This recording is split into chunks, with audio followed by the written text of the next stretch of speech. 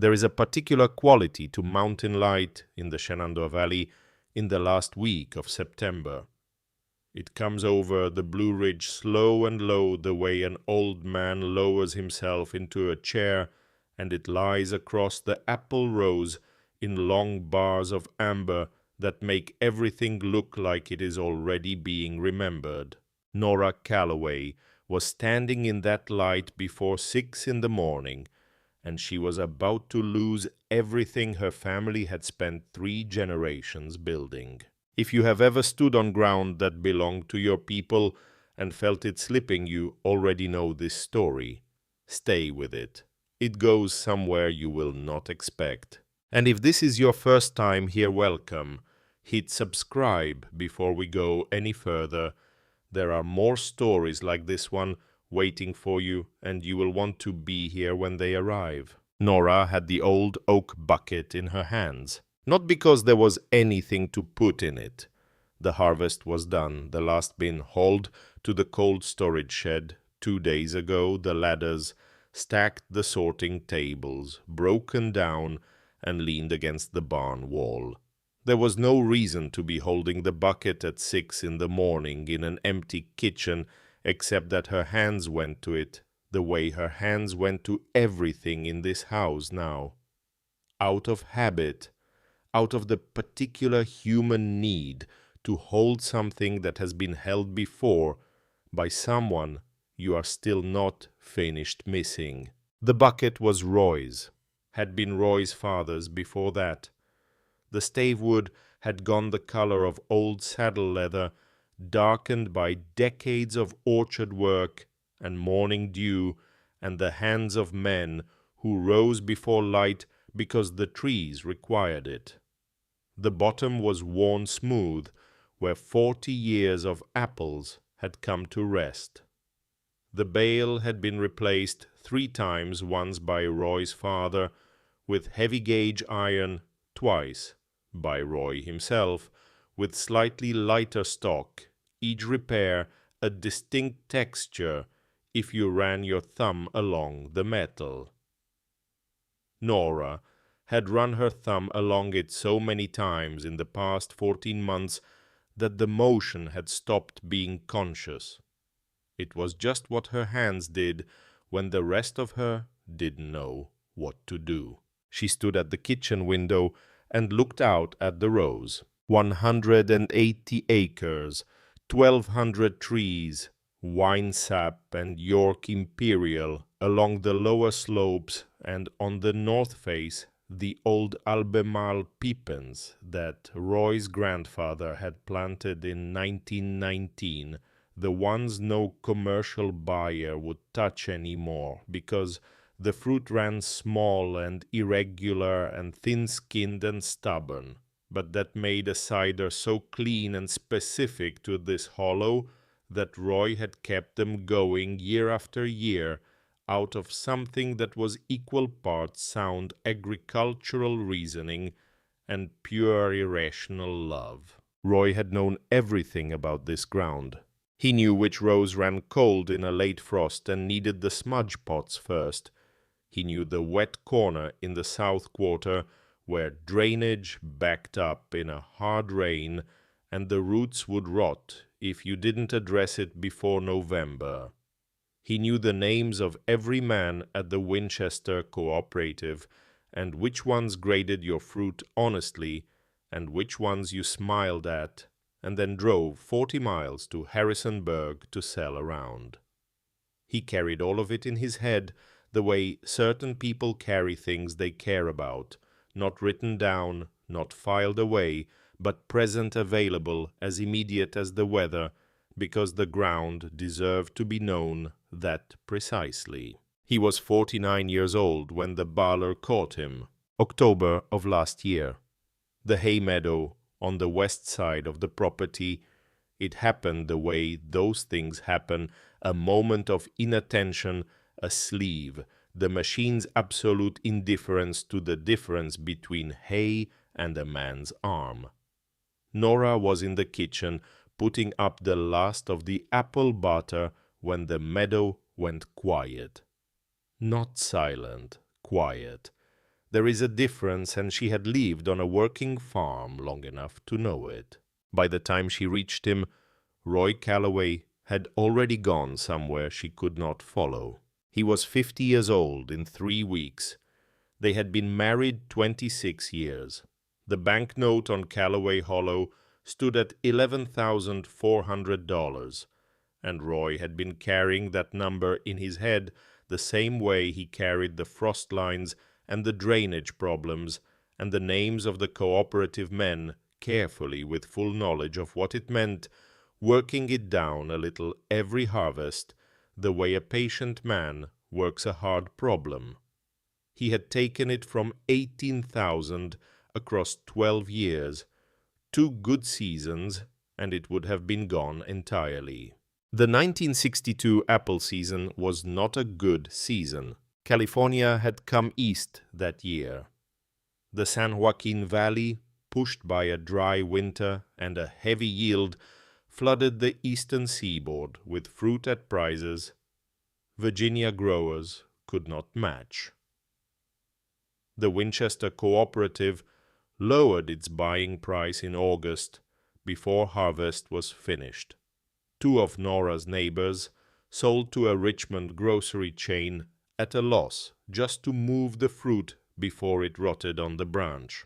Nora's harvest came in at 62% of what she needed it to be. She did the arithmetic on the back of a feed store receipt sitting at this kitchen table in the 2nd week of October. She added the columns 4 times. The numbers did not improve with repetition. The oak bucket sat on the floor beside her chair because she had carried it in from the shed that morning and had not carried it back out, and it had stayed there all day on the floor beside her while she sat with the arithmetic of her situation and understood what it was going to require of her. The bank in Staunton had been patient. Patient the way institutions can be when a man they have known for 20 years has just died, and his widow is sitting in a farmhouse with a harvest coming in, and nobody quite willing to be the first to make her situation worse than it already was. They had given her the spring and the summer and the harvest. The letter that arrived in September used the word addressed. The note would need to be addressed by the 30th of October. Nora knew what the word meant. She put the letter in the drawer under the kitchen window, the same drawer where Roy kept the original deed to the property, folded in 4 soft as old cloth, from years of being unfolded and read the way you read something when you need to be reminded it is real. She went back to work. That was the only thing she knew how to do with a problem that had no solution she could see yet. You went back to work, and you stayed in motion, and you waited to see what the ground offered, because the ground had always offered something if you were patient and paying attention and willing to be surprised. She was still waiting when Delia's car came up the hollow road in the 3rd week of September. Delia drove a 1958 Ford Forest Green bought with the first 2 years of her teaching salary from Charlottesville. She was 28 years old, and she had Roy's dark eyes and his particular habit of going very still when she was working through something difficult, a quality Nora had loved without reservation in Roy and found in her daughter unsettling in the way that the best things in people you have lost can become unsettling when they surface in the wrong face at the wrong time. Delia came through the back door the way she always had. She set her bag on the chair by the stove. She stood for a moment in the middle of the kitchen without speaking, looking at her mother at the window with the oak bucket in her hands, and Nora could see her daughter was carrying something she had been carrying for a while. "Mama, come sit with me." Nora sat. She kept the bucket in her lap. Delia had a folder, manila from the 5 and dime, the kind a schoolteacher keeps lesson plans in. She set it on the table and opened it and smoothed it flat, with both hands, and Nora looked down at the papers inside and felt something in her chest go very still. Richmond letterhead, 2 columns of figures, a name at the top, Garrett Sable, Sable Land Associates. "I wrote to him in August," Delia said. Her voice was carefully steady, in the way of someone who has rehearsed being steady. "Before the harvest numbers came in, I just wanted to know what our options were."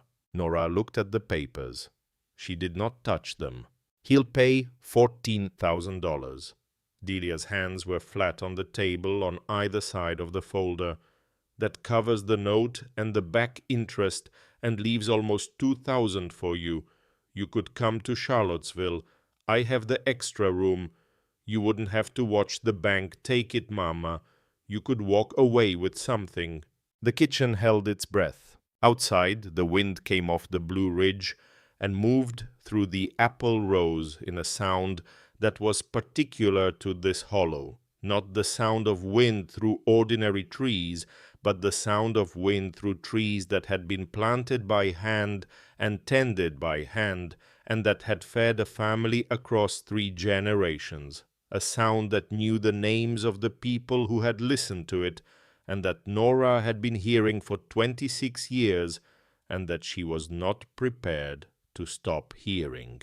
She set the oak bucket on the table. She set it directly on top of the folder, on top of the Richmond letterhead, and the 2 columns of figures, and the name of the man from Sable Land Associates who had never set foot in this hollow and never pulled a ladder through wet grass at 4 in the morning, and never climbed up into a winesap tree with cold hands to get the last of the fruit down before the temperature dropped. She did not say anything.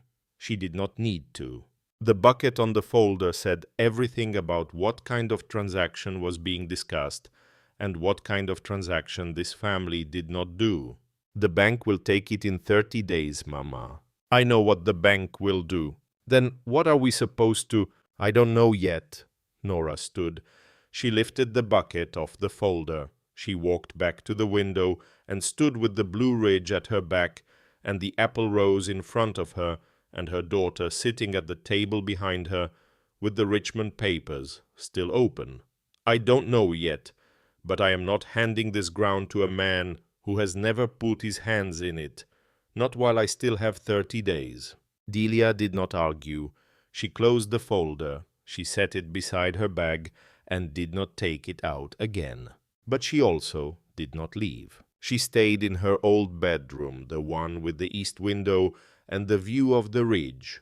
She helped with the cold storage inventory without being asked, the way someone helps who knows the work because they were raised in it and do not need to be told what to do. She carried crates. She sorted the last of the storage apples. She worked alongside her mother in the particular silence of 2 people who have said the hard thing and set it aside because there is more pressing work to do. The week moved the way the weeks before, an ending move each day a little heavier than the one before, not in any dramatic way, just weighted the way autumn air gets weighted when the first cold comes down off the mountain. Harlan Pruitt came on Wednesday. He was 60 years old, Augusta County's primary auctioneer for 30 years, and he came the way a man comes when he has an obligation he cannot discharge any other way except in person. He sat at the kitchen table. He held his coffee mug in both hands.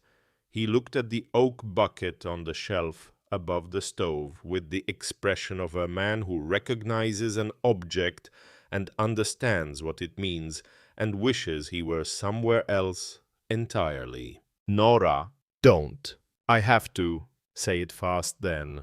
"Saturday morning, 10 o'clock. I am sorry. I'm sorrier than I know how to put into words." "You've said it." He drank his coffee. She drank hers. The wind moved through the orchard outside. Harlan looked at the bucket on the shelf the way you look at something you wish you hadn't noticed. "He was a good man," Harlan said when he stood to go. "He is," Nora said. "Past tense makes it sound like I've stopped thinking about him." Harlan put on his hat. He nodded once and went out, and Nora stood at the window and watched his truck go down the hollow road until it disappeared below the tree line. The neighbors came with food the way neighbors come in those weeks. They brought casseroles and pies and fresh bread, and they set things on the kitchen counter, and they talked about the weather and the yield reports from the valley, and they did not talk about Saturday, and neither did Nora, and everyone understood the agreement and honored it. The Metzger boy from the next farm over came and fixed the hinge on the barn door that Roy had been meaning to get to since August.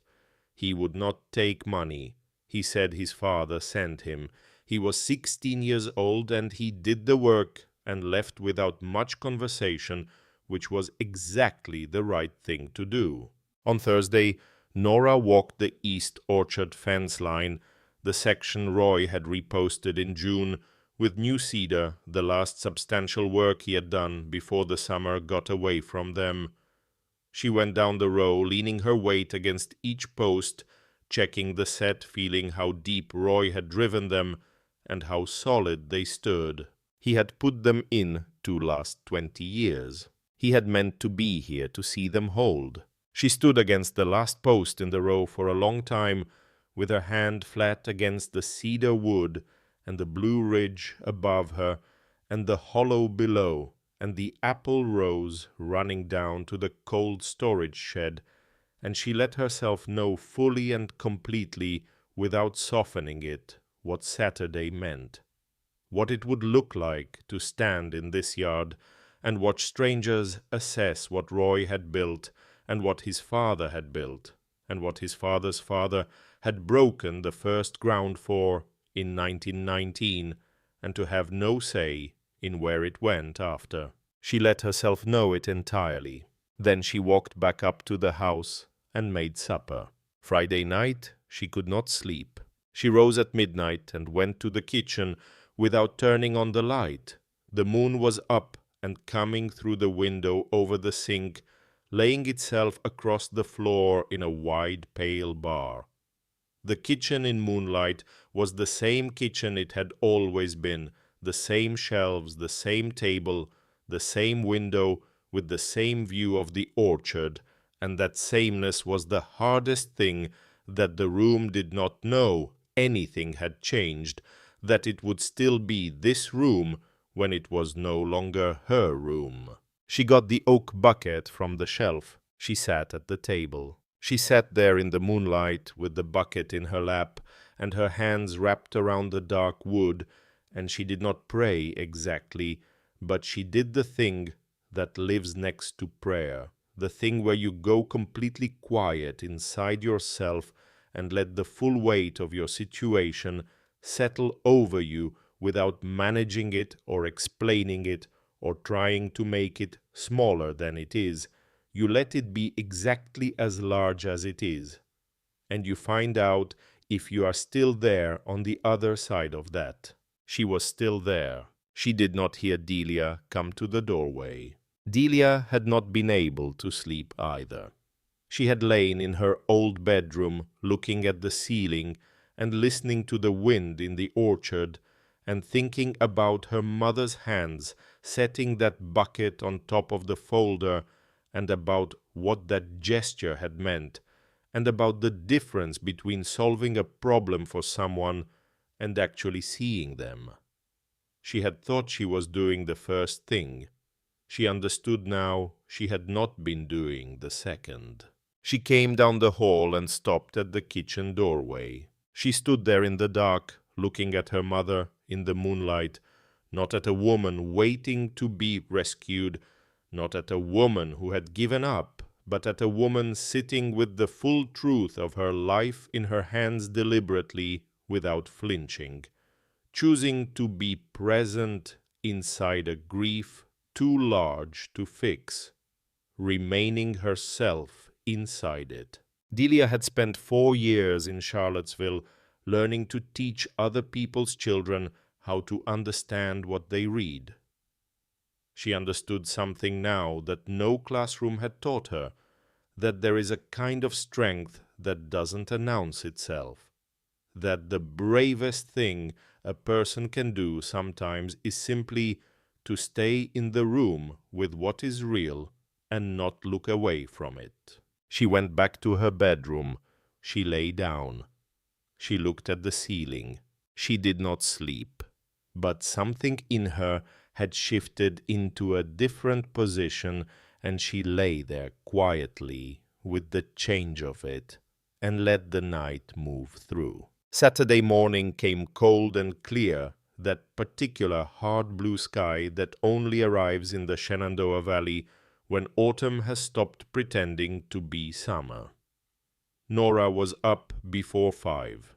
She made coffee, she fed the horses, she walked the near rows once in the early dark with her hands in Roy's old canvas jacket, and she said goodbye to the orchard quietly to herself, the way you say goodbye to something when you still have to stand in front of it and not let your face say what you already know. She came inside. She went to the bedroom. She opened the cedar chest. The dress was blue, the blue of a June sky in 1936, when she had married Roy Calloway in the yard of her father's farm 6 miles up the road.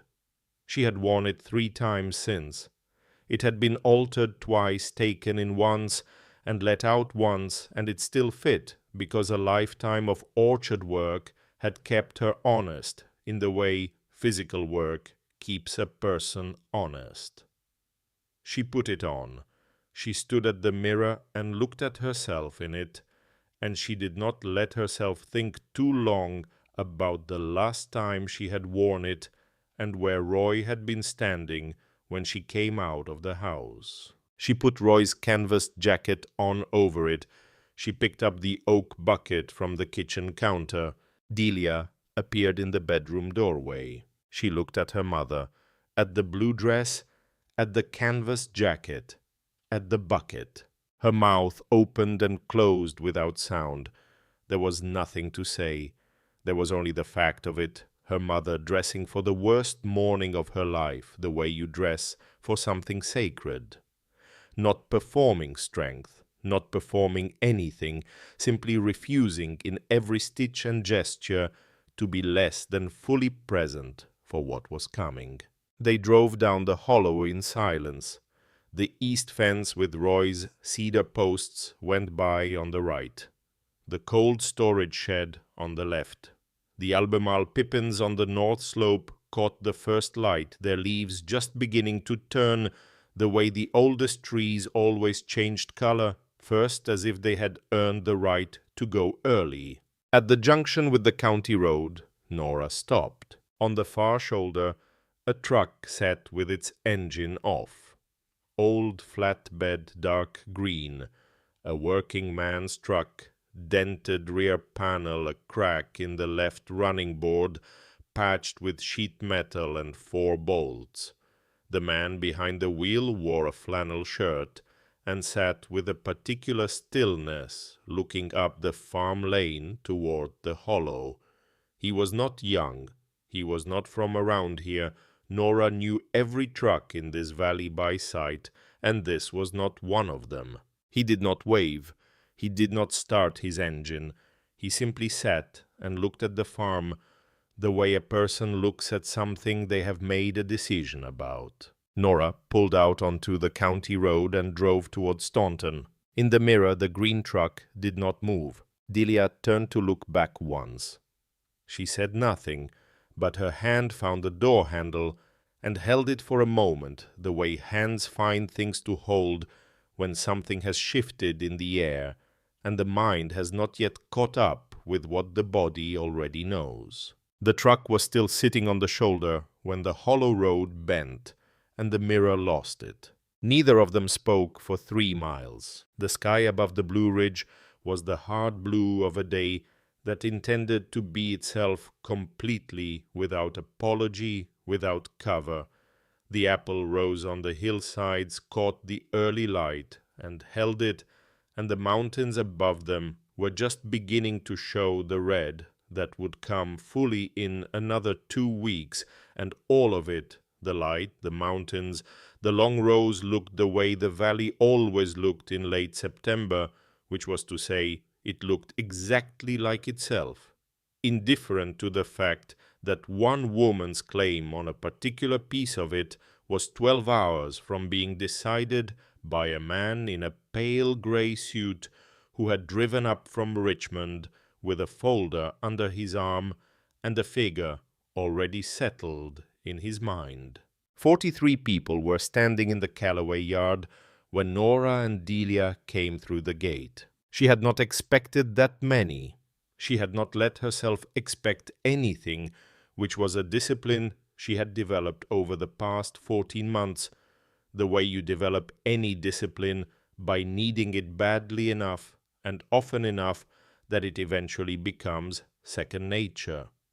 But 43 people in their Saturday clothes standing in her yard with their hats in their hands was not something she had prepared herself for, and she felt the sight of it land somewhere below her ribs and stay there. Nobody talked loud.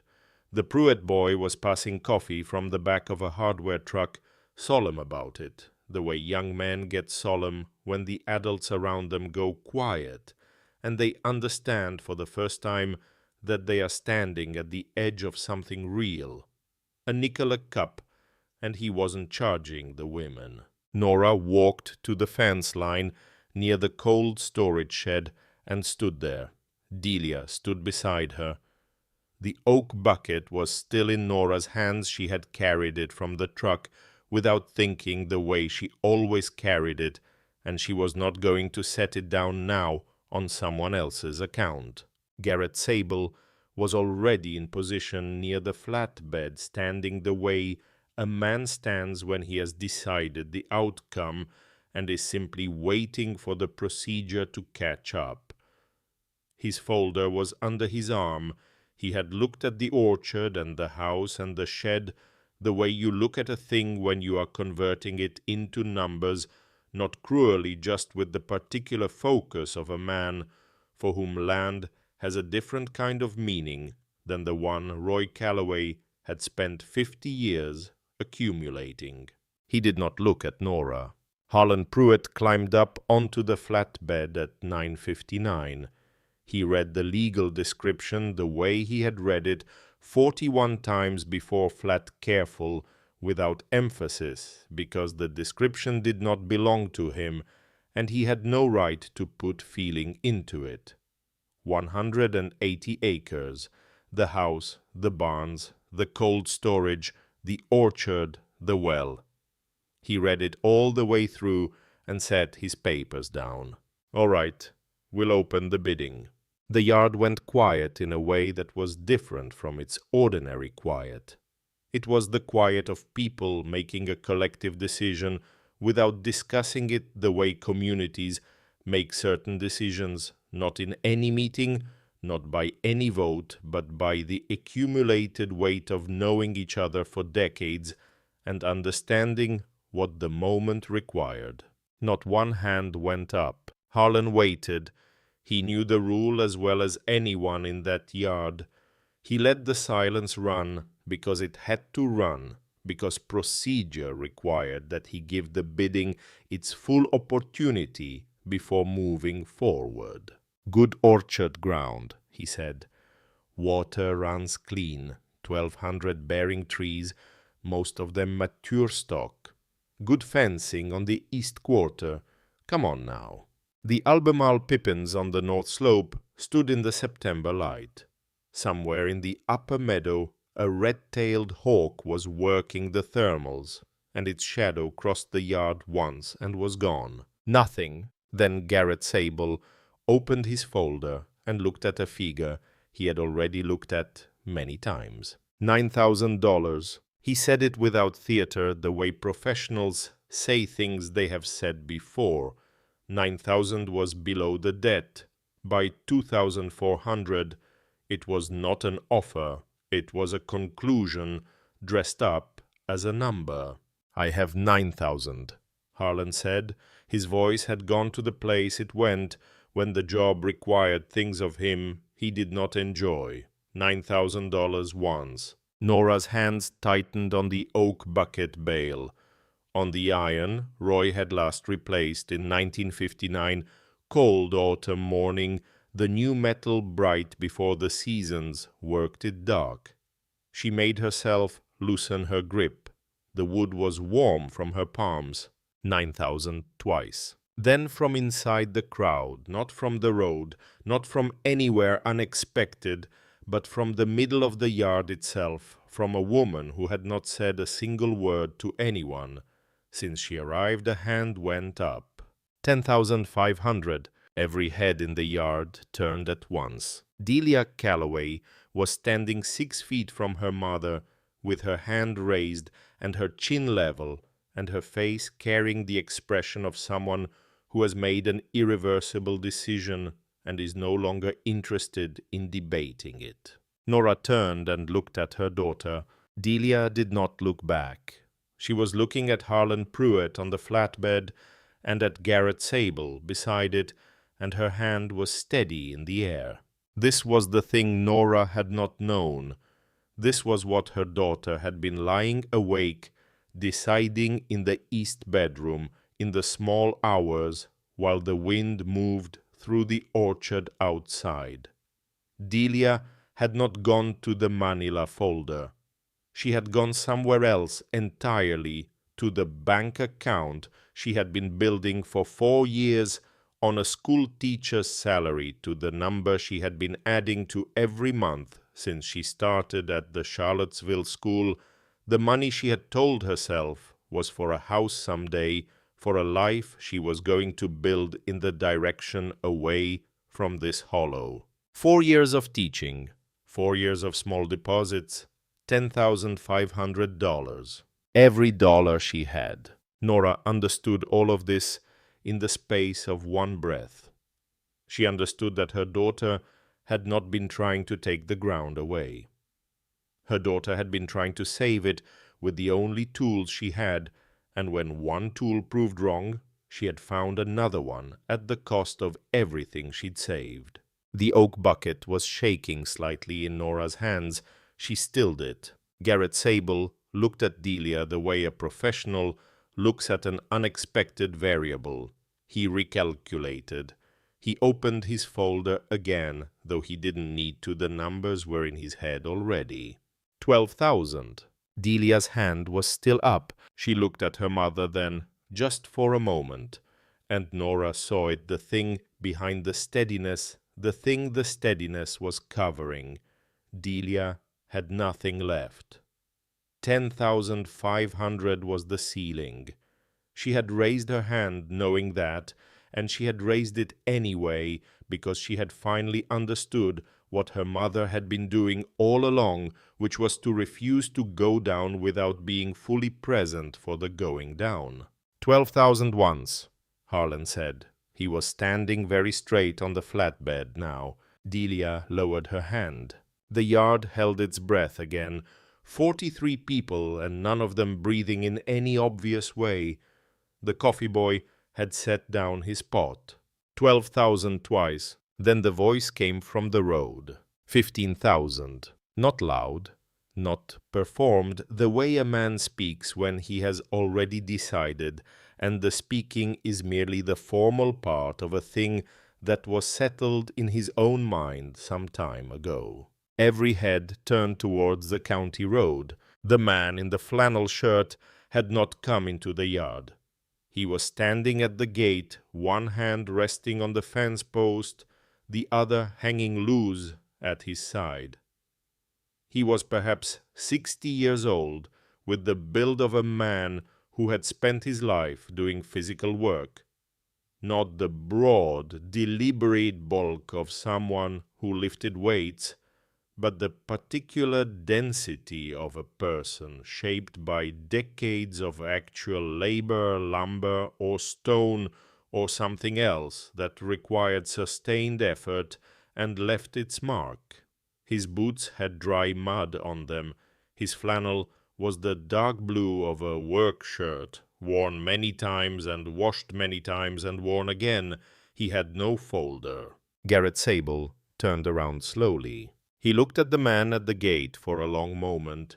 He looked at the dark green flatbed truck on the road, shoulder behind him. He looked back at Harlan Pruitt. 16, Sable said. 17? The man at the gate had not raised his voice. Sable's jaw moved slightly. The arithmetic was shifting under him in a way he had not planned for and did not like. $17,000 for 180 acres of orchard ground in Augusta County was not a rational number.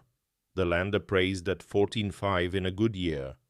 $17,000 was what you paid when you wanted something beyond what the market said it was worth, and Garrett Sable had not built Sable Land Associates by paying beyond what the market said things were worth. He looked at the bankman who was standing at the edge of the flatbed with his ledger and who had been watching this with the expression of someone watching a situation resolve itself in a direction he had not foreseen and was not sure yet how to categorize. 18, Sable said. He said it slowly with the particular weight of a man testing the limits of a position. The man at the gate was quiet for a moment, not hesitant, just still, the way he had been still in his truck on the shoulder since before the auction opened, which now felt like a different kind of stillness than it had seemed at the time. Not the stillness of someone waiting to see what would happen, but the stillness of someone who already knew what he was going to do and was simply waiting for the right moment to do it. 19,000. Something moved across Garrett Sable's face that was not quite an expression. He closed his folder. "That's my number," he said. He said it the way men say things they want to sound like decisions rather than retreats. He picked up his briefcase from the ground beside the flatbed. He nodded once at the bankman. He walked to his car, which was parked at the far end of the lane, and he got in, and nobody in the yard watched him go, because there was something more important happening at the gate. The man came into the yard. The neighbors parted for him the way people part for someone when they are not entirely sure who that person is, but they understand from the quality of what just happened that he has earned the right to pass. He walked the way a man walks when the hard part is behind him, not triumphant, not hurried, but settled, moving with the particular ease of someone whose intention and his action are finally the same thing. He went to the bankman first. He reached inside his flannel shirt and brought out a flat envelope. Not a wallet, not a leather billfold, just a plain manila business envelope, the kind that comes from an office supply store, folded twice and worn at the crease from being carried for what looked like several days. He opened it on the lower tailgate of Harlan's truck. $100 bills. He counted them out in the open, slowly in front of everyone, the way you count something when you want there to be no question afterward about what happened. He did not rush. He did not perform. He counted because counting was what the situation required, and he was a man who did what the situation required. The bankman counted again with hands that were not entirely steady, $19,000. It covered the note. It covered the back interest. It covered Harlan's fee. When the bankman looked up, there was still money on the tailgate. "What's left goes to Mrs. Calloway," the man said. "Today, with a receipt in writing before you start your car." The bankman wrote the receipt standing up, using the side of the flatbed as a desk. His handwriting was careful and slightly cramped, the handwriting of a man who spent his professional life being precise about numbers, and who understood that this particular document needed to be precise. Then the man turned to Harlan. "The deed. I'll have it drawn up this afternoon at the courthouse in— Draw it now, off the back of the truck. You've done it that way before." Harlan Pruitt looked at this man for a moment. Then he nodded once slowly. The nod of a man recognizing something true, and he got his deed forms from the cab of his truck. He spread them on the flatbed. The September wind came off the ridge and tried to take the paper, and he weighted it with his coffee cup on one corner and his hat on another. He filled in the property description. He filled in the county and the date. He got to the line for the buyer's name and stopped. "Who do I put here?" The man was looking across the yard. Nora Calloway was standing at the fence line where she had stood for the past hour. She had not moved toward the flatbed. She was holding the oak bucket in both hands, and she was looking at the man with the expression of someone trying to understand what they are seeing, working through it the way you work through something that has no category in your existing experience. Delia was beside her. Delia had her arms crossed over her chest and her hand was over her mouth, and she was not looking at anyone, she was looking at the ground. "Put Nora Calloway." Harlan's pen went still on the paper. "Sir, it's her farm. Put her name on the line." The wind moved through the apple rows. The hawk was gone from the thermals. Somewhere in the near orchard, a last apple let go of its branch and hit the ground with a soft sound that no one heard except the silence. Harlan wrote the name. He climbed down off the flatbed with the deed in his hand, and he carried it across the yard himself, the full length of it, while 43 people watched him walk. He did not hand it to anyone else. He brought it directly to Nora Calloway and held it out. She looked at it. She read it once. She read it again.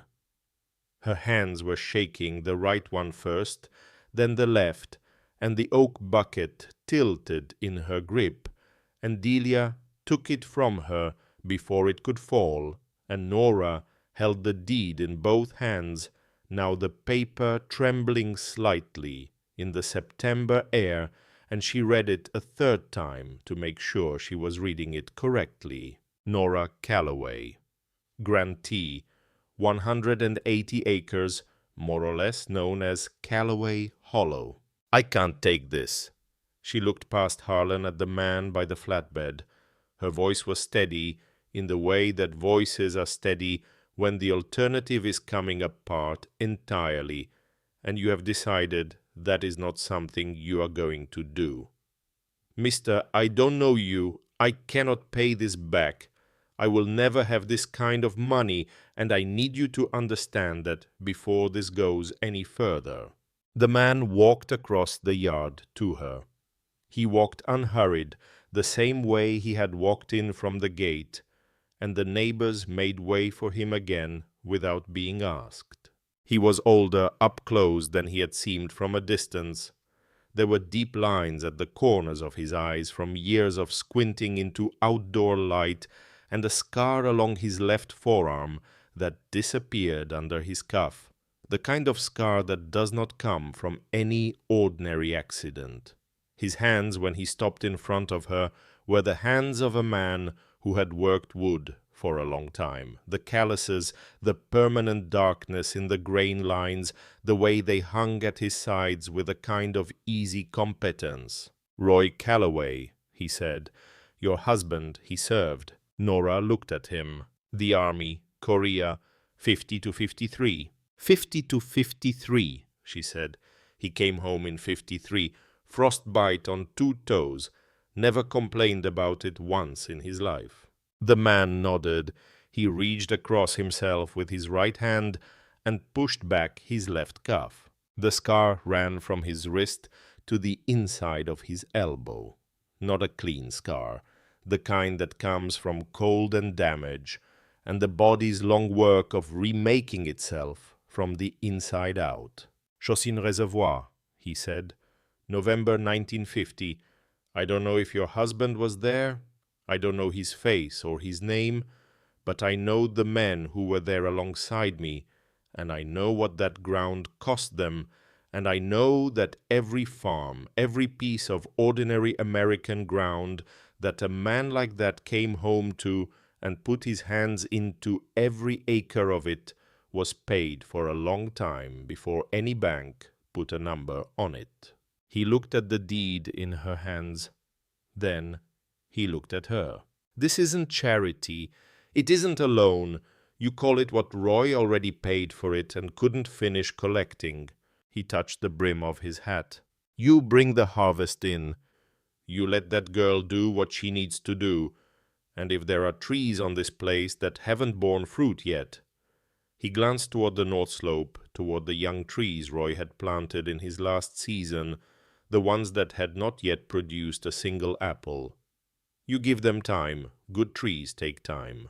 Nora stood in her yard in her blue dress and her husband's canvas jacket with the deed to her land in her shaking hands.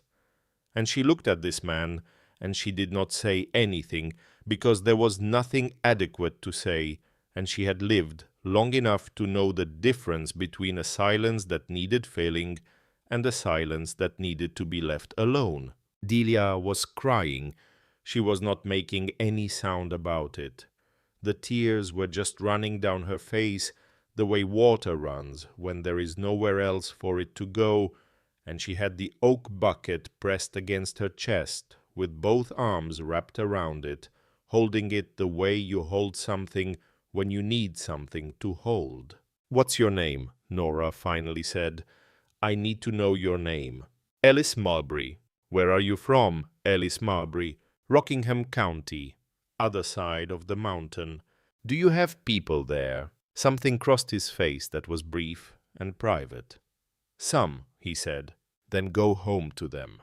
He almost smiled. It was the expression of a man for whom smiling had become a considered act, rather than a reflex, something he did when he meant it. He turned. He walked back through the yard the way he had come, and the neighbors watched him go with the particular quietness of people who have witnessed something they understand they will be telling their grandchildren about.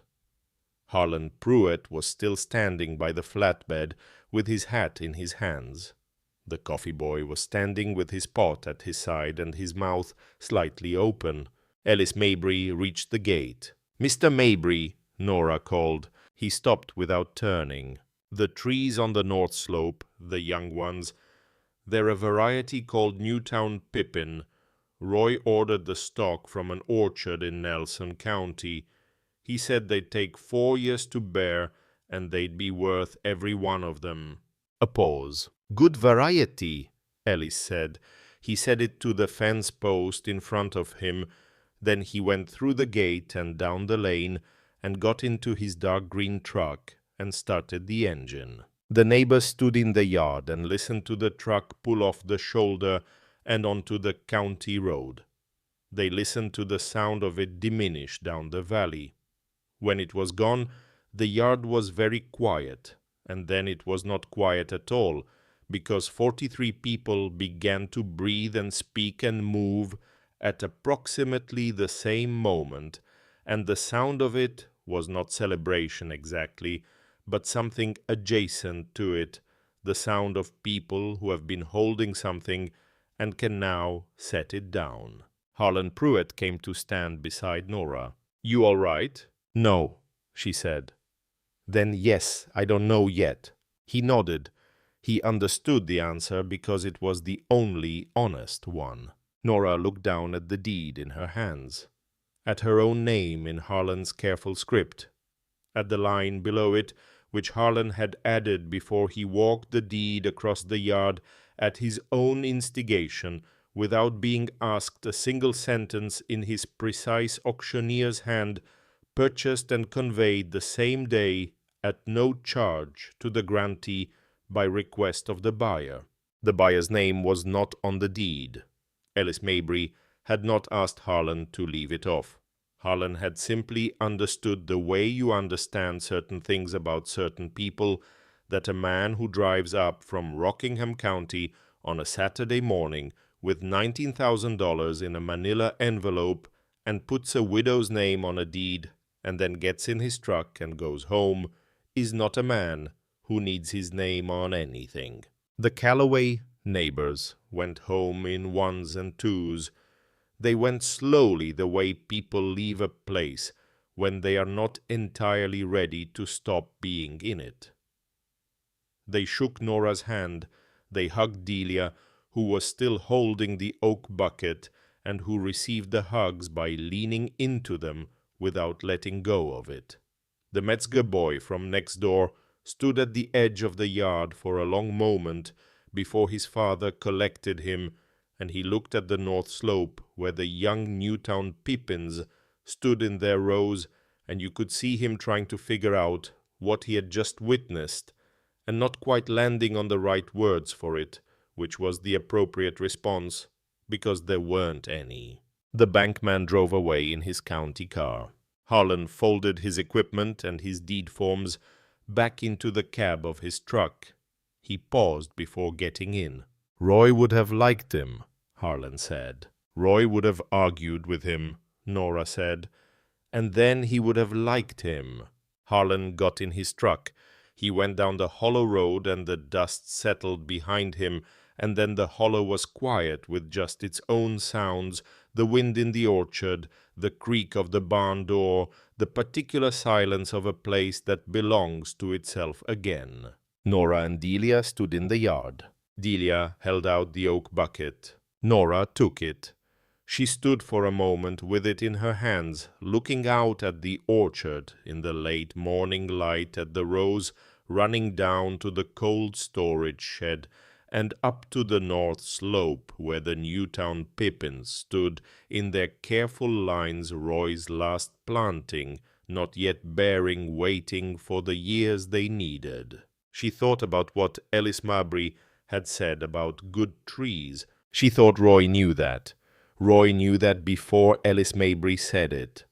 Roy planted those trees in his last October, knowing he might not be here when they bore, and he planted them anyway, because the planting was the thing that was his to do, and he did it. She went inside. She put the deed on the kitchen table. She put the oak bucket on the shelf above the stove. She put the kettle on. Delia came in and sat at the table and looked at the deed for a long time without touching it. Then she looked up. "I have no money," she said. "I know. My savings account has $11 in it." "I know, Delia. I don't regret it." Nora looked at her daughter, at Roy's eyes in her daughter's face, which no longer felt like the wrong face. It felt like the right face right now in this kitchen on this morning. "I know that too," Nora said. The kettle began to heat.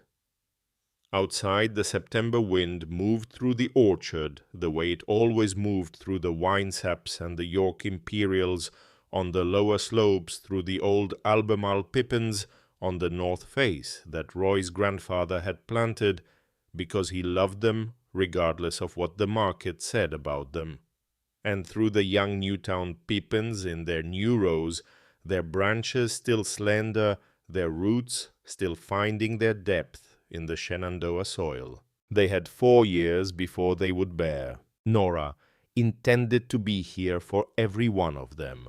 In the days that followed, the county settled back into its ordinary rhythms. The way counties do, the auction became a story. The story got told in hardware stores and church parking lots and at the cooperative in Winchester, and each telling shaped it slightly differently, the way tellings always do, but the core of it held because the core of it was simple and true, and those are the stories that survive their tellings. People came to help, not conspicuously, not in any organized way. The Metzger boy appeared on a Tuesday morning and spent 4 hours clearing the drainage ditch in the south quarter without being asked the one Roy had been meaning to address before the October that had taken him. He came again the following Saturday, with his older brother, and they replaced 2 rotted fence posts on the west side. They would not come in for lunch. They would accept coffee, and they accepted it. A woman from the Methodist church in Verona left a casserole on the porch with a note that said, "Only for the winter," and no name signed. A retired orchardman from 2 hollows over named Chet Burkholder came in the 3rd week of October and spent an afternoon with Nora, walking the Newtown Pippin rows, checking the young trees for bark damage and rodent activity at the base, explaining what to watch for in the first winter and how to protect the root collars with hardware cloth. "Roy ordered these from the Puckett Nursery?" Chet asked. "Nelson County," he said. "Good stock. Puckett grafts onto seedling rootstock. They take longer, but they go deep." He crouched by one of the young trees and pressed 2 fingers against the soil at its base, reading something there that only a man who had spent 40 years in orchards could read. "These'll be here 100 years, if you let them." Nora wrote that down in the notebook she had begun keeping, the one she had started the day after the auction, a plain composition book from the hardware store where she wrote the things she was learning the way Roy had carried them carefully with full attention because the ground deserved to be known precisely. She learned the combine that November. Roy had always run it. It was his machine, a 1954 Alice Chalmers, that he had bought, used, and rebuilt over 2 winters into something that ran reliably if you knew its particular requirements, which included a specific sequence for the morning startup and a tendency to pull left in loose soil and a coolant hose that needed checking every 3rd tank of fuel without exception. Roy had known all of this. He had known it the way he knew the orchard in his hands, in his body, in the accumulated habit of years. Nora did not know any of it. She sat in the cab on the first morning and looked at the instruments for a long time. She had watched Roy run this machine for 12 harvests. She knew what the startup sequence sounded like. She started it wrong twice and flooded the carburetor and had to wait 45 minutes for it to clear. On the 3rd attempt, it caught, and she sat in the idling cab with her hands on the wheel and felt the machine's particular vibration come up through the seat and into her spine, and she thought, "All right, this is where we start." She pulled left in the loose soil exactly as Roy had said it would. She corrected for it.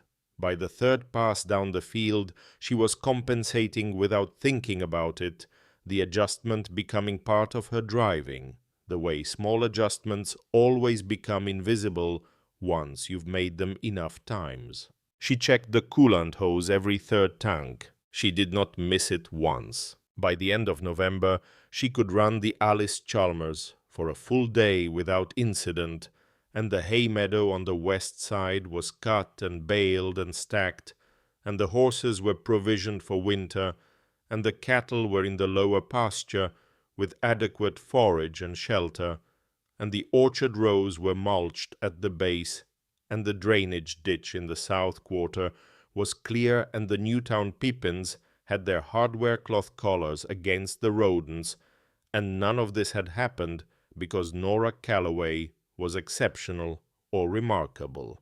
It had happened because she showed up every morning and did what the day required.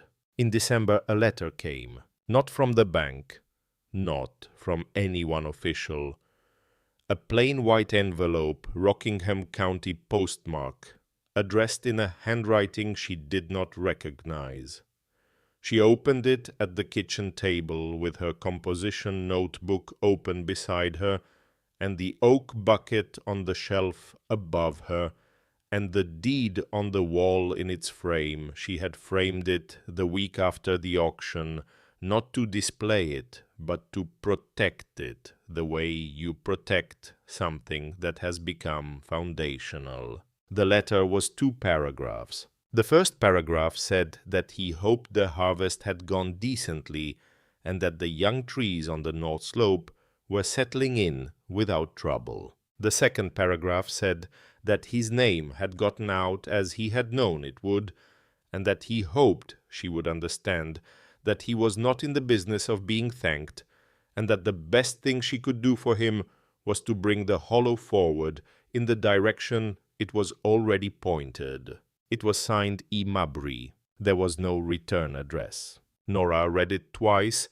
She folded it in four and put it in the drawer under the kitchen window, next to the original deed, next to Roy's old auction handbill from 1948.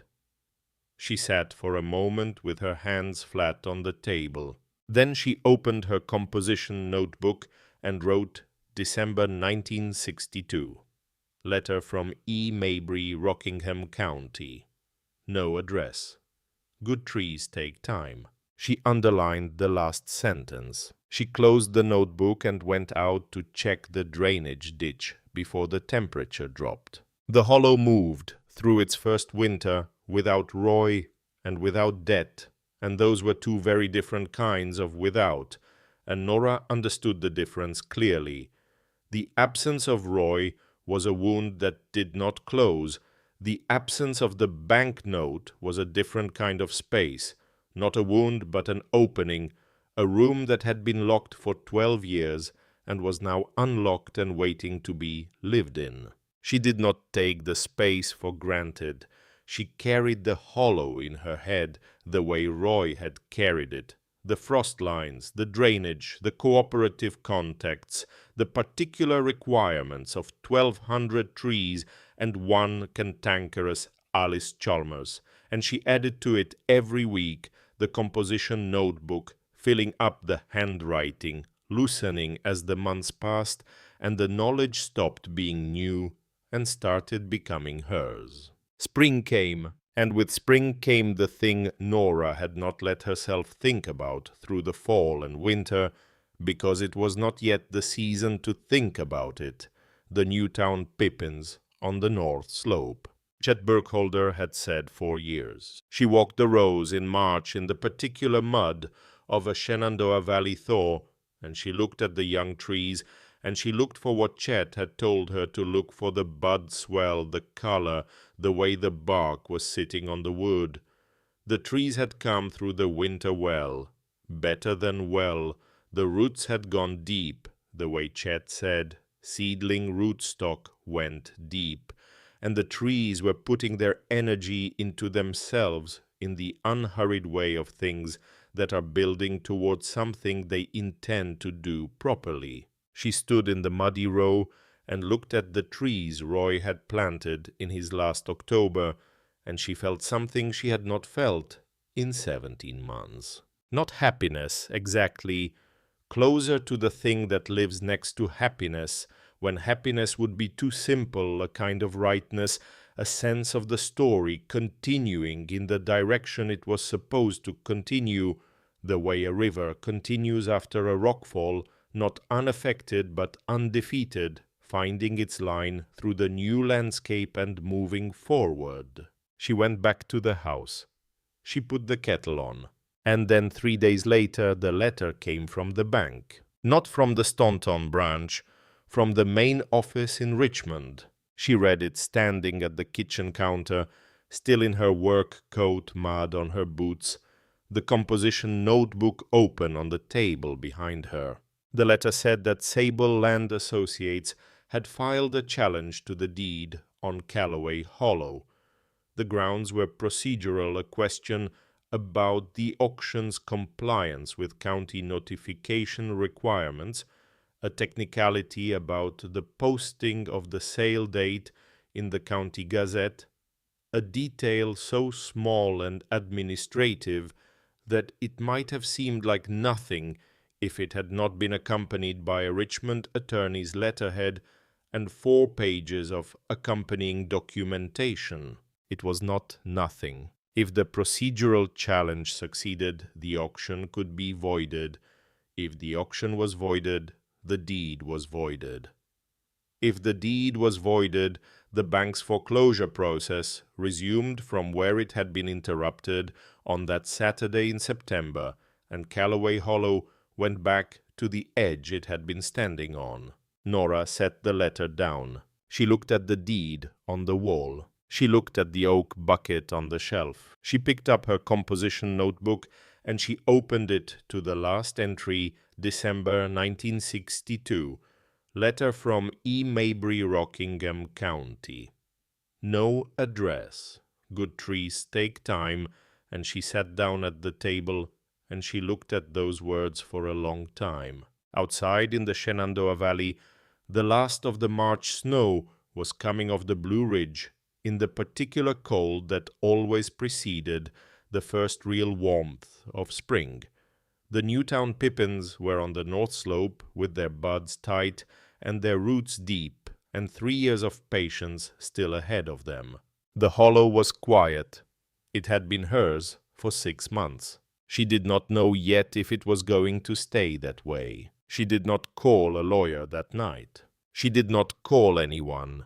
She sat at the kitchen table with the Richmond letter in front of her and her composition notebook open beside it and the oak bucket on the shelf above the stove, catching the last of the afternoon light, and she read the letter 3 more times until she understood every sentence of it, not legally, not technically, but structurally, until she understood what it was trying to do and what it needed in order to do it.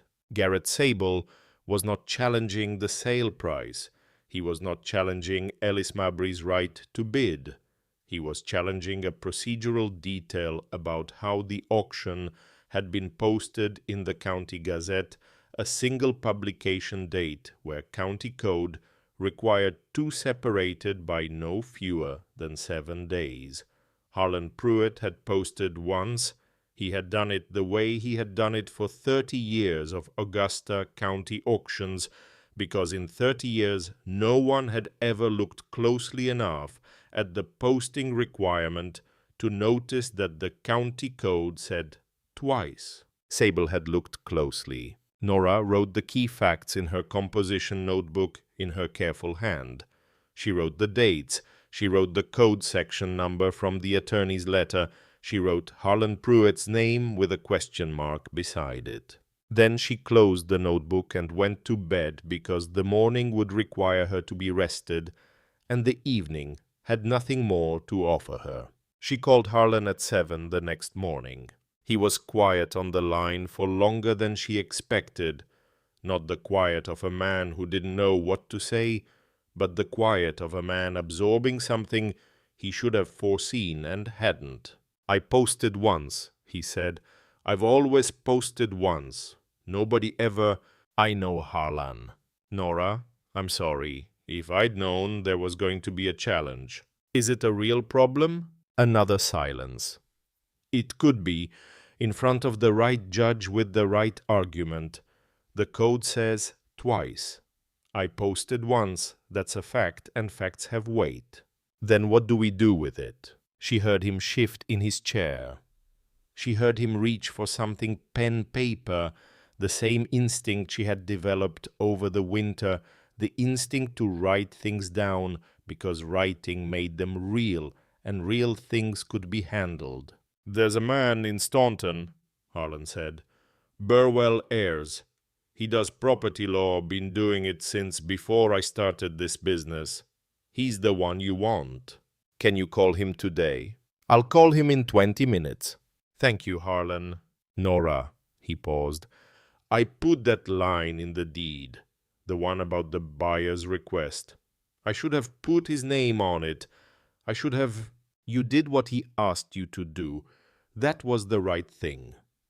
She looked at the deed on the wall, at Harlan's careful handwriting, at her own name.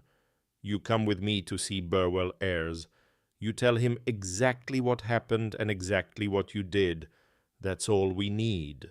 She hung up and went out to check the Newtown pippins. before the temperature dropped below freezing again, because the trees required it, and requiring things had not stopped being the case simply because Garrett Sable had mailed a letter from Richmond. Burwell Ayres was 71 years old and had an office on Beverly Street in Staunton that smelled of pipe tobacco and old paper and the particular accumulation of decades of legal work done in one place by one person. He had a beard that had gone entirely white some time in the previous decade, and eyes that had the quality of eyes that have read a great deal of fine print over a long time, careful, patient, slightly amused by things that alarmed other people. He read the Richmond letter without expression. He read it again. He set it on his desk and looked at Nora and Harlan over the tops of his glasses. Sable posed this challenge in circuit court. Filed last week, Harlan said. Burwell picked up his pen. He turned the letter over and began writing on the back of it in a handwriting so small it was nearly illegible to anyone who wasn't him. He's right about the posting. County code is clear. 2 publications, 7 days apart. 1 publication is deficient. Nora kept her hands still in her lap. However, Burwell said, without looking up from his writing, there is a countervailing doctrine in Virginia property law that holds that a procedural deficiency in an auction posting does not automatically void the sale if the following conditions are met. He held up one finger. 1, all parties with a legal interest in the property had actual notice of the sale. He held up a second finger. 2, no party was materially prejudiced by the deficiency. He held up a third. 3, the sale was conducted fairly, and the price obtained was reasonable under the circumstances. He looked at Nora. The bank had notice. They organized the auction. Sable had notice he was present. The price obtained was $19,000 on ground that appraised at $14,500, which is not only reasonable, but generous. He set down his pen. Sable wasn't prejudiced by the posting deficiency. He was outbid. Those are different things. Something in Nora's chest loosened by approximately 1 degree. Can you make that argument hold? I've made it hold before. Burwell picked up the letter again. I'll file a response this week. We'll ask for a hearing before Judge Hendricks in Staunton. He knows Augusta County property law better than anyone on the circuit bench, and he has a particular impatience for procedural challenges brought by Richmond interests against Valley landowners. The slight amusement in his eyes became slightly more visible. He's from Waynesboro originally, grew up on an apple farm. Nora looked at Harlan. Harlan looked at the ceiling briefly in a way that might have been gratitude. How long, Nora said. 4 to 6 weeks for the hearing, another 2 or 3 for the ruling. Burwell folded the letter. In the meantime, you stay on your land and you keep doing what you're doing. Don't respond to anything from Sable's attorney directly. Send it all to me. What do I owe you? Burwell Ayres looked at her over his glasses for a moment. Then he looked at the deed copy she had brought at Harlan's line, at the words at no charge to the grantee by request of the buyer. I'll bill you at the end, he said, when we know how it comes out. She understood from his tone that the bill, when it came, was going to be a number she could manage. She did not say anything about it.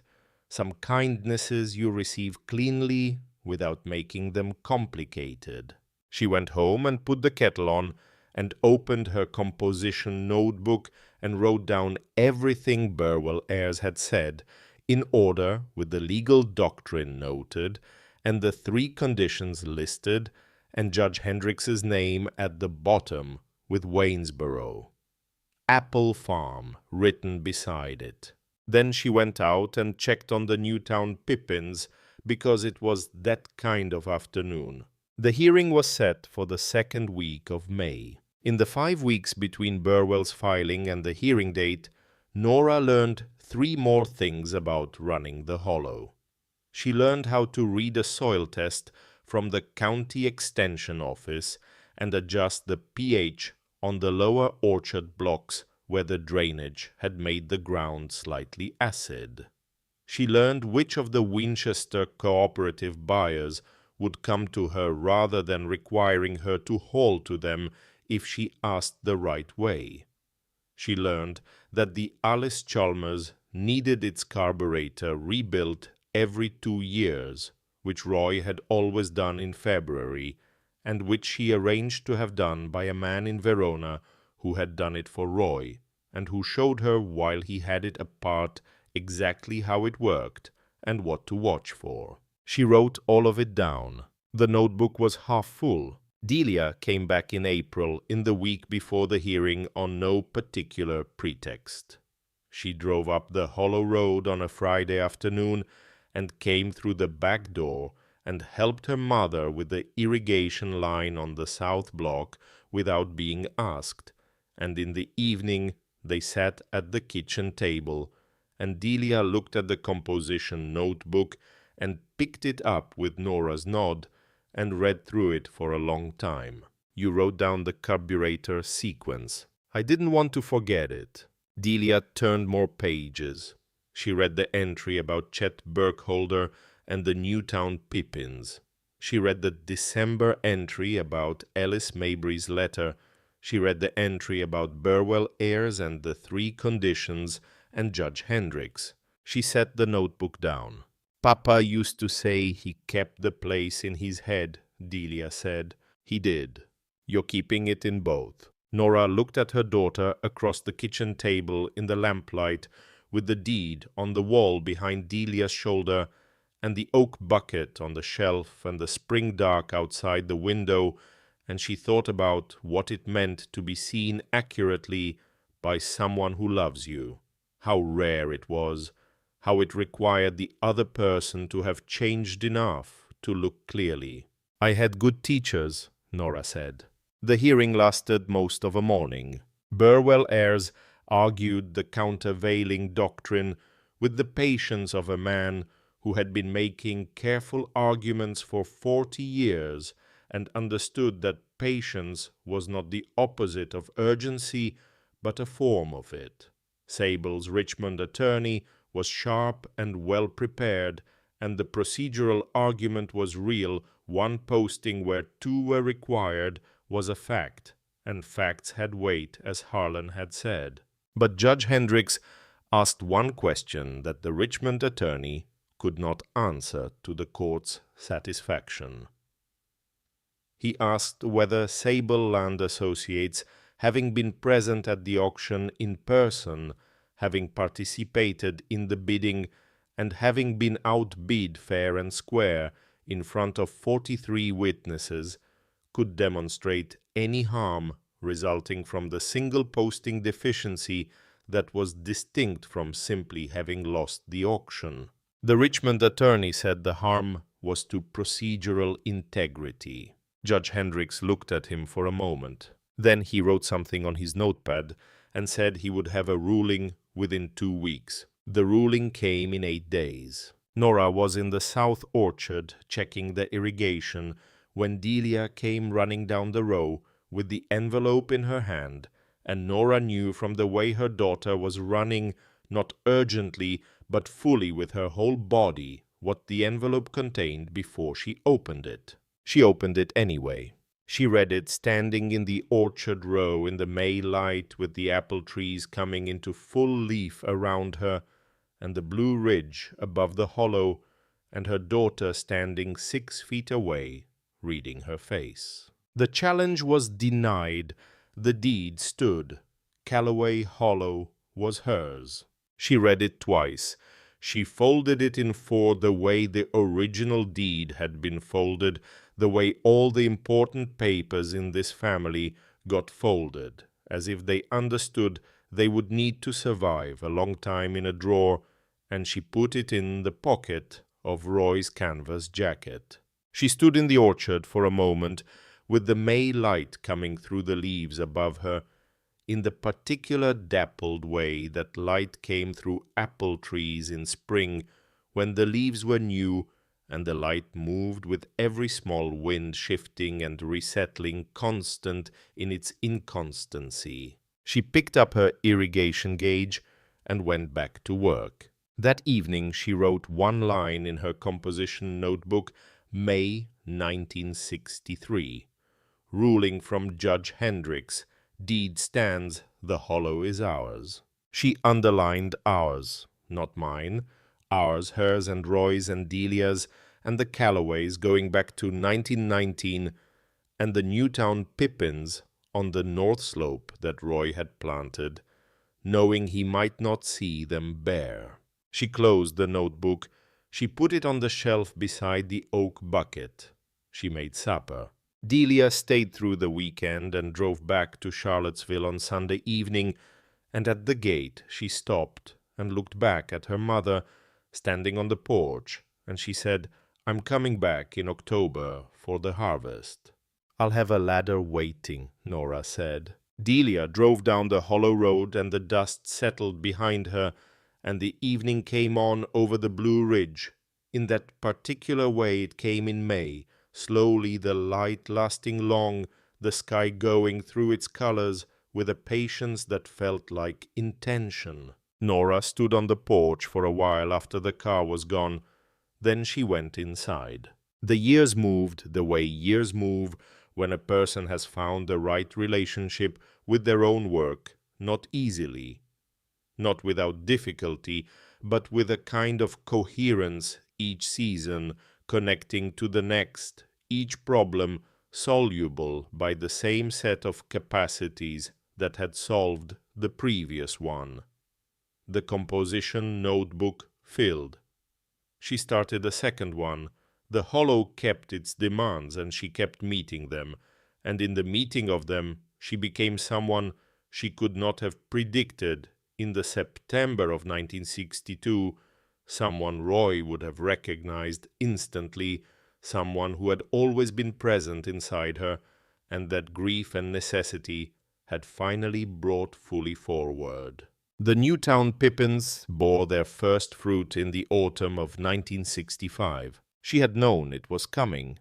She had watched the bud set in the spring with Chet Burkholder walking the rows beside her, and Chet had said, "This is the year," with the confidence of a man who had been reading apple trees for 4 decades and had never been wrong about one. She had written it in her notebook, 1965, Newtown pippins, first bearing year, and she had put the notebook on the shelf, and she had waited, the way you wait for something you have been tending with full attention, with the patience of a person who has learned that patience is not passive, but a form of trust.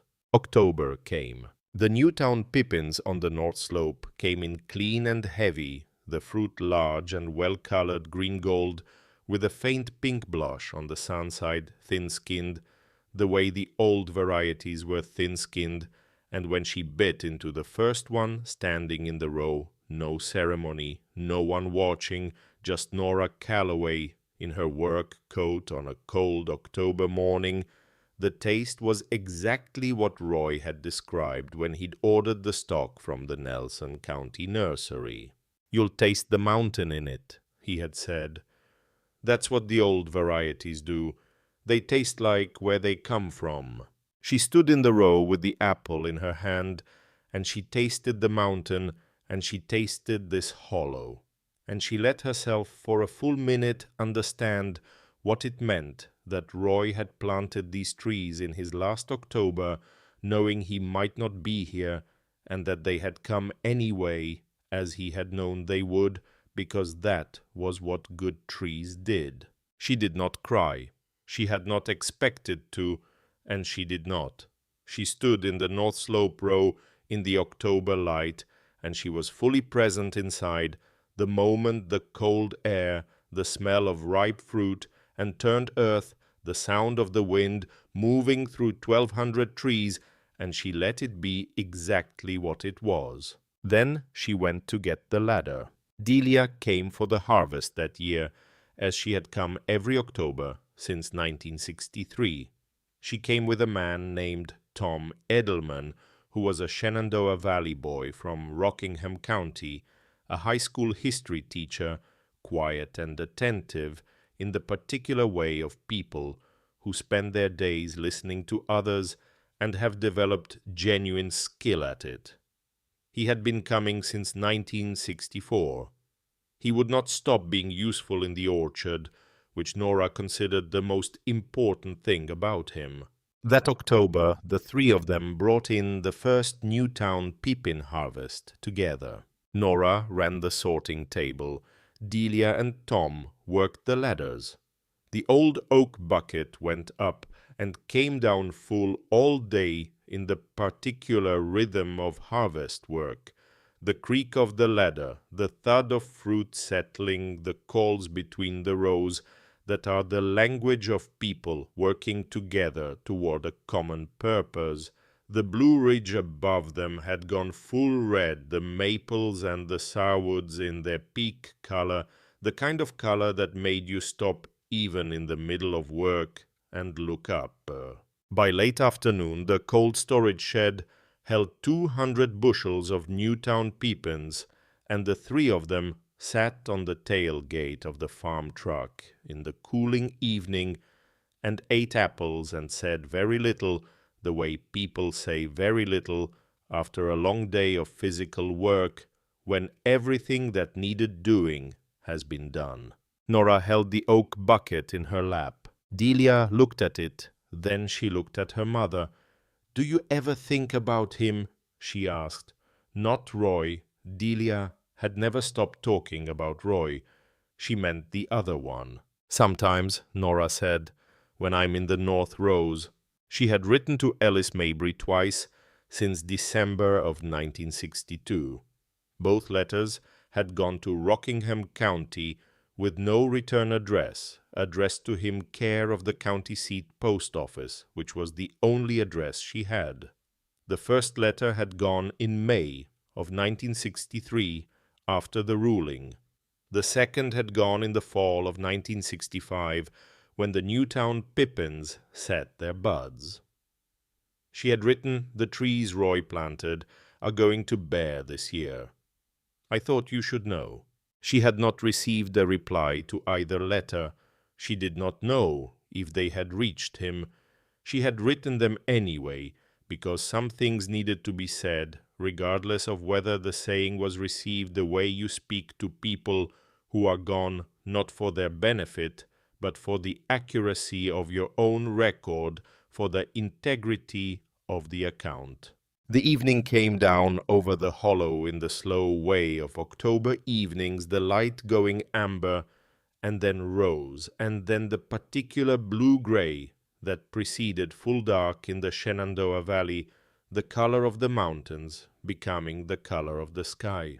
Tom went in to start supper. Delia stayed on the tailgate beside her mother.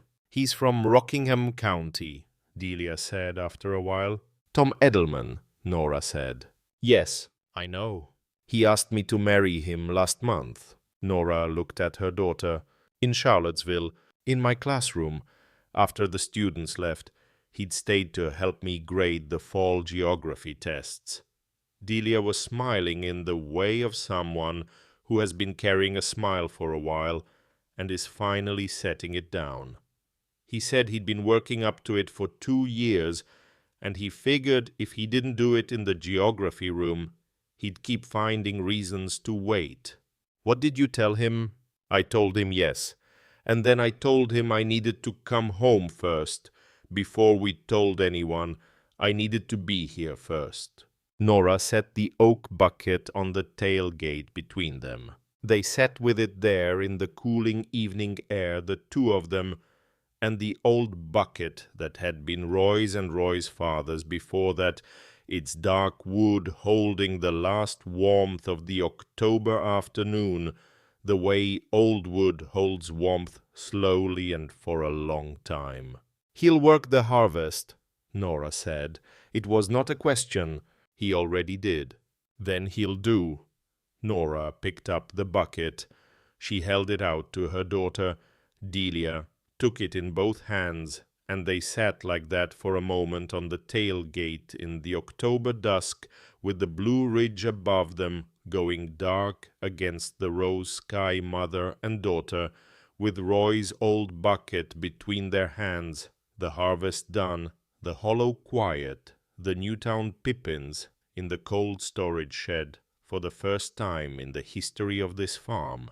Inside the house, the deed was on the wall in its frame beside the kitchen window. Nora Calloway, grantee, the buyer's name nowhere on it.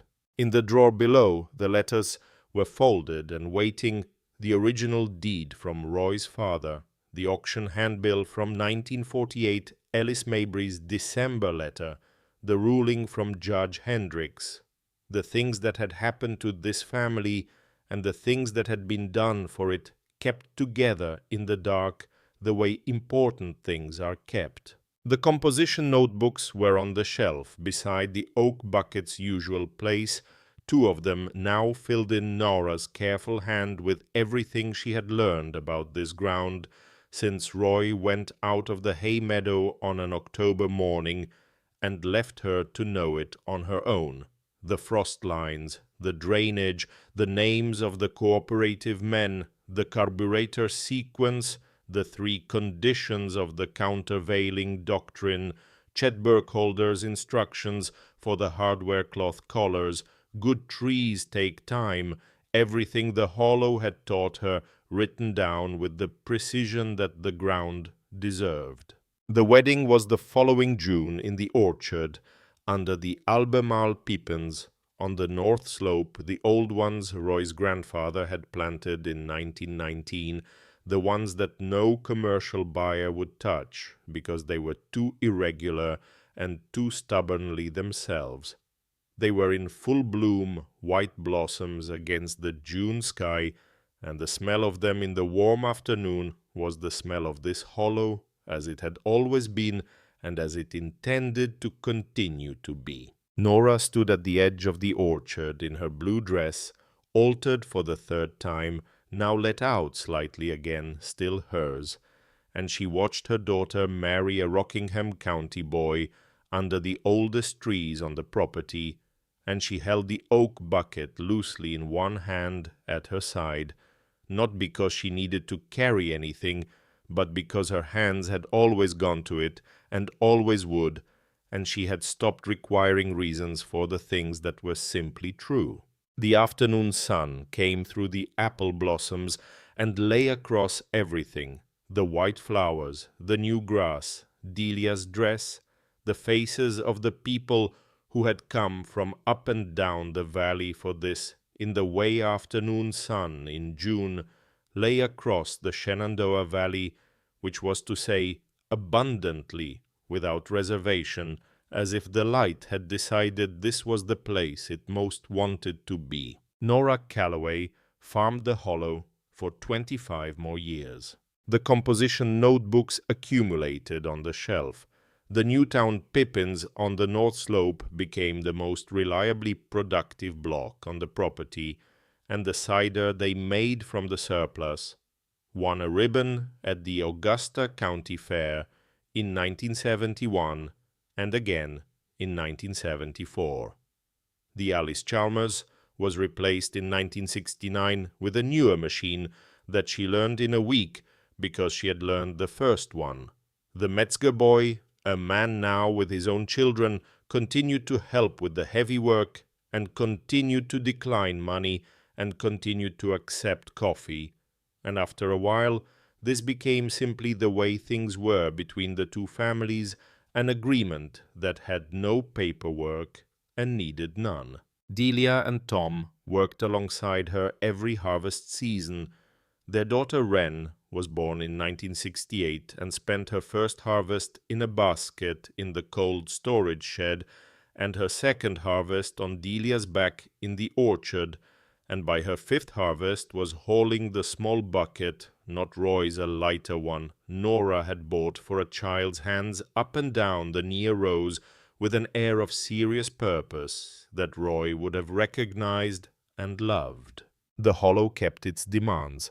Nora kept meeting them. She died in the farmhouse in March of 1987, in the bedroom with the Blue Ridge visible through the east window, with the wheat Tom had put in a small grain field on the west meadow in 1979 already in the ground, and the Newtown pippins on the north slope just beginning to show the first green of their spring bud break. She was 78 years old.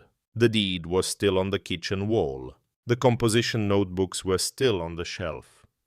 There were 7 of them, by then filled from cover to cover in the same careful hand, the handwriting that was Nora's, and that the hollow had shaped over 25 years into something precise and unhurried, and fully itself the handwriting of a person who had learned to take the time that things required, because she had lived long enough to understand that the time was never wasted. The oak bucket was on the shelf beside them. It had been repaired once more in 1975, when one of the staves had cracked. Nora had taken it to the same cooperage in Staunton that Roy had used, and the cooperage man had looked at the bucket for a long time before he worked on it, reading its history in the wood and the metal, the way old craftsmen read such things. He had repaired it with white oak, a good match for the original, and when Nora brought it home, she had run her thumb along the bale. Roy's father's iron, Roy's iron, Roy's iron, again hers. Now in the place the crack had been, and the 4 gauges of metal had told the story of the bucket, the way the hollow told its own story, not in any single voice, but in the accumulated record of every hand that had touched it and every season it had survived. Wren was 19 years old in the spring. Her grandmother died. She had grown up knowing the hollow the way you know a place when it has been the background of every memory you have, not as a fact, but as a condition, the way sky is a condition, the way morning is a condition. She knew the frost lines on the lower slopes and which rows ran cold first. She knew the drainage ditch in the south quarter needed checking every hard rain. She knew the Newtown pippins by their particular color and the way their blossoms came in 3 days later than everything else on the north slope, reliable as a calendar. She had not decided yet whether she would stay. She was standing in the north orchard on a September morning, the September after her grandmother's last spring, the first harvest. Nora had not been there to supervise, with the old oak bucket in her hands.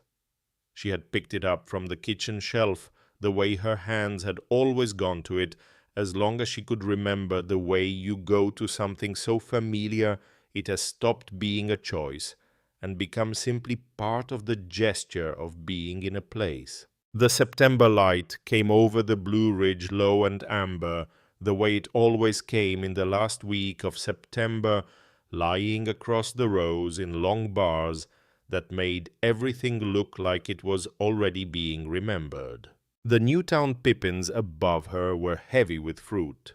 Good fruit, large and gold green with the pink blush on the sun side, the same as the first year, the same as every year since, because that was what they were, and they had never been anything else. Wren stood in the row with the old bucket in her hands, and she looked at the trees Roy Calloway had planted in his last October, the trees that Nora Calloway had protected and tended for 25 years, the trees that had outlasted a bank's patience and a Richmond attorney's challenge, and all the ordinary and extraordinary difficulties that a piece of working ground accumulates across the decades. And she understood something she did not yet have the words for, that there is a difference between the land you own and the land that owns you, that the second kind cannot be purchased, that it is made slowly by the people who rise before light and check the drainage and write down what they learn and show up the next morning and the morning after that, not because anyone is watching, but because the work is the point and always has been. She lifted the bucket slightly in her hands, feeling the dark wood and the worn smooth bottom and the 4 gauges of iron on the bale, and she looked up through the Newtown peepin branches at the September sky above the Blue Ridge, and she made a decision that she would not need to revisit. The apple in her free hand was the first one of the tree that morning. She bit into it. She tasted the mountain. She tasted the hollow. She tasted, without knowing it, the full length of the story that had brought her to this row on this morning, every hand on this bucket before hers, every season this ground had been asked to give, and had given every act of stubbornness and love and ordinary courage that had kept this particular piece of the Shenandoah Valley in the hands of people who understood what it was for. The fruit was good, the trees were old and strong and rooted deep. It was by every measure a fine morning to begin. If there is a piece of ground in your life, a place, a home, a thing someone held on to so you could have it, tell us about it in the comments. We would like to know how far this story reached and what it found when it arrived.